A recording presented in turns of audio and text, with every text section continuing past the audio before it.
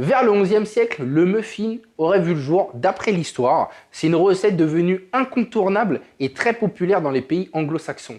Alors on peut retrouver ce gâteau dans plusieurs versions selon les goûts et les régions, et puis les envies surtout, car c'est une recette qui ne demande qu'à être revisitée à chaque fois tellement elle est savoureuse et très simple à réaliser. Pour vous donner quelques exemples, on peut la faire au maïs, à la cannelle ou encore à la banane, donc salé ou sucré, tout dépend de vous. Et chez nous, les fous de cuisine, aujourd'hui, voici les muffins au chocolat et lait de coco, et je peux vous dire d'emblée, ça envoie du pâté. On va donc commencer notre petite recette par faire fondre notre beurre, donc à basse température.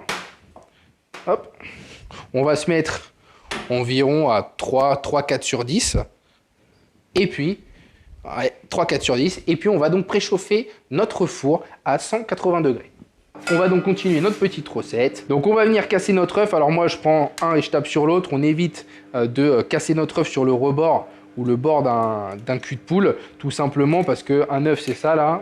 Je vous rappelle pas d'où ça sort. Allez, on casse nos 2 œufs. On va venir mettre notre cassonade et on va venir donc blanchir le tout.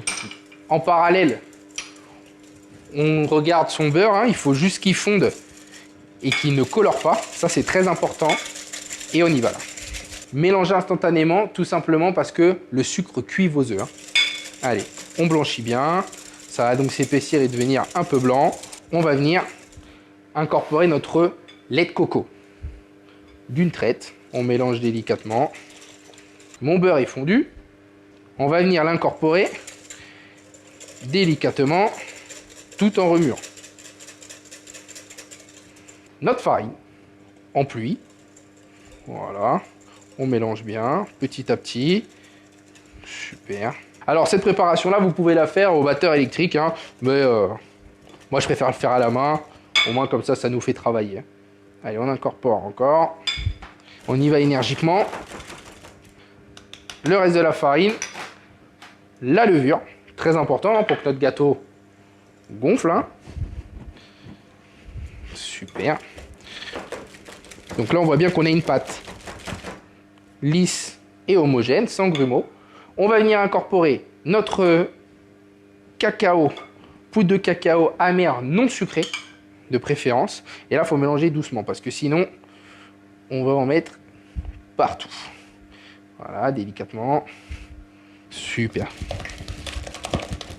Donc, pépites de chocolat. Pour éviter que ça reste bloqué dans mon fouet, j'incorpore à la maryse.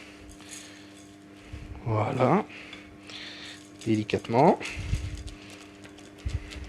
Pour finir, la liqueur de coco. Donc là, on peut se reprendre notre petit fouet pour commencer à incorporer le liquide.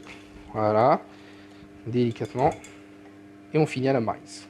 Donc votre fouet, si par exemple à la maison vous avez de la pâte qui reste coincée, vous pouvez donc écarter votre fouet. Et du coup, ça va vous permettre tout simplement de récupérer toute la masse à l'intérieur. On va donc tout simplement récupérer notre petite poche à douille. Pour venir dresser dans nos moules, ça sera plus facile. Donc moi, je les ai mis dans un petit pot à couvert. Comme ça, je peux travailler tout seul. Si à la maison, vous avez quelqu'un avec vous, il peut vous tenir la poche. On va venir mettre notre pâte à muffin directement dans notre poche à douille. Super. Donc là, notre pâte à muffin est prête. Je vais la réserver sur le bord de ma planche. Nos petits moules à muffin. Du coup, moule à muffin, vous avez différentes tailles. Ça, vous le trouvez dans tout supermarché. Là, on est parti sur des moules assez moyens. Bien évidemment, les temps de cuisson varieront en fonction du coup de la grosseur de votre moule. D'accord ? Pas besoin de les graisser, ceux-là. À part si c'est des moules en silicone, vous pouvez y mettre un petit peu de beurre ou de gras pour les démouler plus facilement. Mais là, vu que ça va rester dans le papier, ça va être nickel. On va venir couper notre poche à douille. Hop, on la coince entre le pouce et l'index, on visse et on va venir remplir nos moules, environ à 3/4. Hop, comme ceci. On les fait tous. Donc là, j'ai fait mes 8 moules, vu qu'on est gourmand. La pâte, soit vous continuez à en faire d'autres, ou vous pouvez la garder au frigo, ça se conserve très très bien.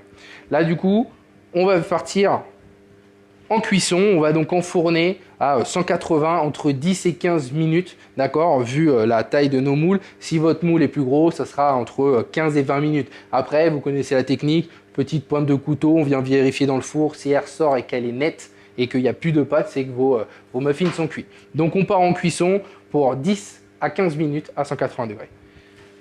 Alors, vous voyez bien, mes muffins ont bien développé, ils sont magnifiques, ils sont bien chauds, donc moi je ne vais pas les goûter, je vais rester patient. Vous pouvez accompagner ça avec une boule de glace, une petite crème anglaise, après, libre à vous d'agrémenter la recette comme vous voulez. Ma recette est terminée, d'accord. Nos muffins sont magnifiquement beaux, d'accord, ils sont bien cuits, et franchement, moi j'ai qu'une chose à vous dire, je suis fou de muffins.